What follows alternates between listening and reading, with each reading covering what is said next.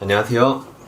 여러분, 요즘 날씨가 좀 안 좋죠? 황사도 심하고 미세먼지도 심하고 일교차도 심한데 꽃가루까지 많이 날리고 있어요. 저처럼 이렇게 알레르기성 비염이 심한 사람들은 너무 힘든 시기인 것 같아요. 그래도 올해는 이제 코로나에서 벗어나기를 바라면서 모두 힘내시고요. 지금 제 뒤에 있는 이 수조, 이게 뭔가 변했죠. 이 위에 있는 파란색 소쿠리가 사라졌는데요. 그 파란색 소쿠리 안에 피콕테일 유어 5마리가 들어있었는데 걔들을 두자 광폭 수조를 세팅해서 그쪽으로 옮겨줬어요. 며칠 전에 창고에서 깨먹은 두자 광폭 수조 있잖아요. 원래 그게 그 피콕 유어들 때문에 사온 거였는데 그거 한번 써보지도 못하고 깨먹은 바람에 바로 다른 수조를 구입해서 그 피콕 유어들을 옮겨줬고요. 그리고 여기에는 플래티넘 버터플라이 코일 5마리가 들어있었는데 와, 이게 해보니까 이 세자 광폭 수조에다가 금붕어하고 플래티넘 버터플라이 코일을 그렇게 넣고 합사해서 키우는 건 지금 이 수조의 여과 상태 가지고는 그게 도저히 안 되겠더라고요. 그리고 바로 이 붉은색 오란다 2마리를 사다 입수를 했는데 와, 얘들 진짜 너무 예쁜 것 같아요. 이제 얘들을 1층으로 내려서 좀 수조를 분리를 해줄 계획이고요.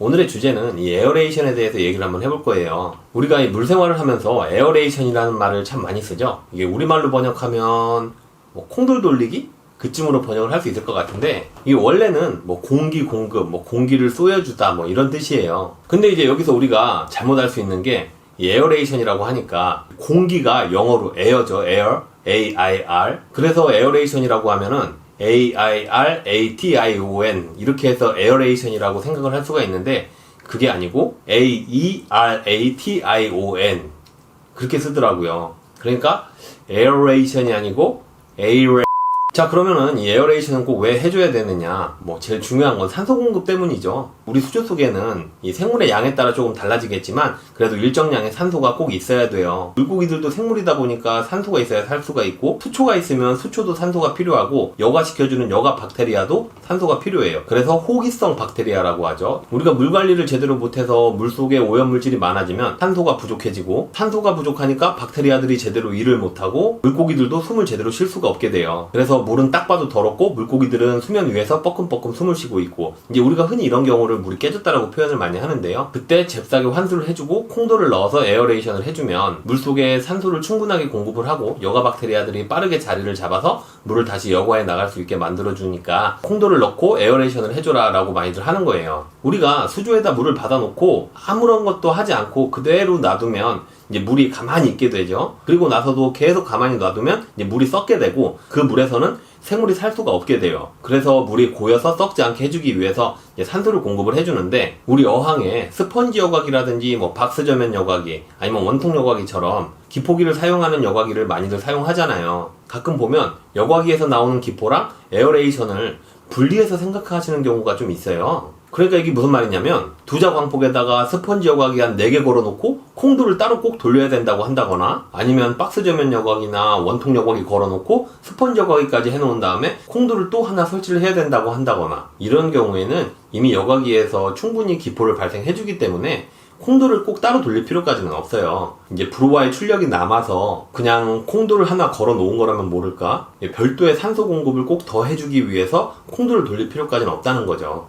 그래서 제가 이 스펀지 여과기나 원통 여과기 자체가 에어레이션인데 왜 여과기랑 에어레이션을 따로 분리를 해서 생각할까 하고 이렇게 가만히 고민을 해봤더니 이 콩돌은 수조 하단에다가 넣어놓으면 이 수조 내에서 직접적으로 기포가 수면 위로 올라가는 게 눈에 보이지만 이 여과기들은 공기방울이 물을 빨아들인 후에 위로 올라가기 때문에 직접적으로 눈에 보이지 않으니까 에어레이션이라고 생각을 하지 않을 수도 있겠구나라는 생각이 들어요.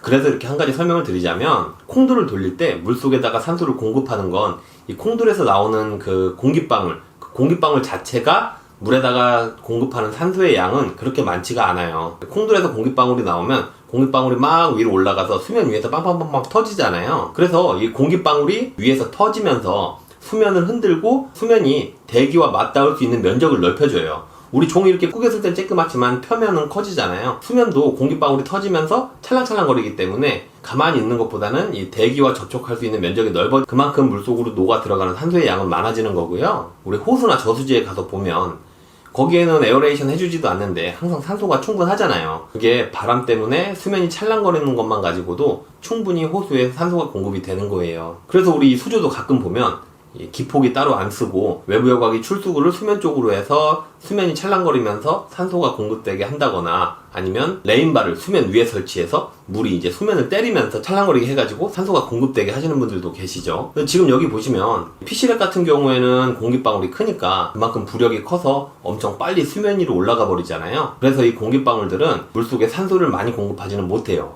뭐 별로 물속에 오래 있지도 못하고 올라가서 터져버리니까. 근데 저렇게 원반형 에어스톤처럼 공기방울이 작으면 이게 부력이 작아서 큰 공기방울보다는 물속에 있는 시간이 길어지니까 조금은 더 많은 양의 산소를 공급할 수 있다고 해요. 그리고 공기방울이 작으면 보기도 좀 좋죠. 그리고 이렇게 측면 여과기를 이용해서 에어레이션을 해줄 수도 있어요. 이건 보기도 좋으니까 또 일석이조가 되는 거고요. 그래서 가끔 보면 이 수조에다가 조금 예쁜 콩돌을 한번 설치해보겠다고 수초 키우는 분들이 쓰는 2탄 확산기를 사시는 분들이 계세요. 그 콩돌로 쓰려고. 그게 좀 이렇게 유리로 이렇게 빼끈하게 예쁘게 생겼거든? 근데 어지간하면 그건 절대 사시면 안 돼요. 왜냐면 그거는 고압 2탄용이기 때문에 우리 집에서 쓰는 일반 기포기 가지고는 에어레이션이 안 될 수가 있어요. 이게 대기 중에 산소는 많지만 이산화탄소는 많지 않잖아요. 제가 찾아보니까 이 대기의 78%는 질소고 산소가 21%, 그럼 나머지 1%가 다른 기체들인데 그 중에 이산화탄소는 0.04%밖에 안 된다 그러더라고요. 그래서 이산화탄소는 이 수면에서 물 녹아드는 양이 그렇게 많지가 않아요. 그래서 이제 수초 키우시는 분들은 이 수초가 성장을 하려면 이산화탄소를 꼭 넣어줘야 되는데 그 아까 얘기했듯이 공기방울이 최대한 작아야 부력이 작아서 물속에 오래 떠다니면서 물에 녹을 수가 있잖아요. 그래서 2탄 확산기는 이산화탄소가 물속에서 최대한 오래 떠다니면서 물에 녹아들어야 되기 때문에 기공이 아주 촘촘해서 고압으로 밀어야지만 이 기포가 나갈 수가 있게 되어 있는 경우가 많아요. 그래서 일반 기포기 가지고는 사용하기가 좀 힘들고요. 요즘은 근데 좀 이렇게 같이 공용으로 쓸 수 있는 게 나온다고 하는 것 같기도 하더라고요. 그러니까 스펀지 여과기나 원통 여과기처럼 이 기포기를 사용해야 되는 여과기를 사용하신다면 여과기에서 나오는 기포들만 가지고도 수면을 흔들어서 충분한 산소를 공급해줄 수 있기 때문에 굳이 산소 공급을 위한 콩돌을 따로 돌리실 필요까지는 없어요.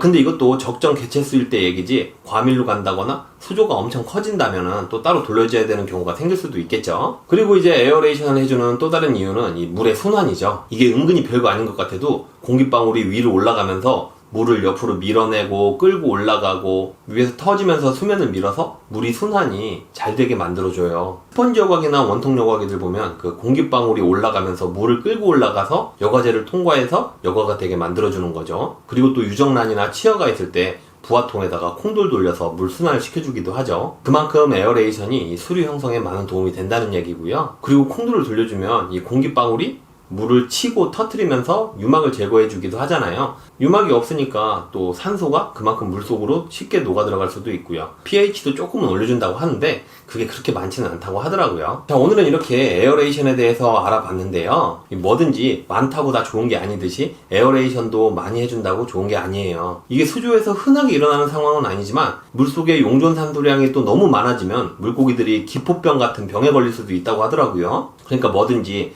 적당히 내 수조에 맞게 하는 게 그게 제일 중요한 것 같아요. 그럼 여러분 오늘도 제 긴 얘기 들어주셔서 감사하고요. 제가 다음에는 또 다른 유익한 정보 가지고 찾아뵙도록 하겠습니다. 감사합니다.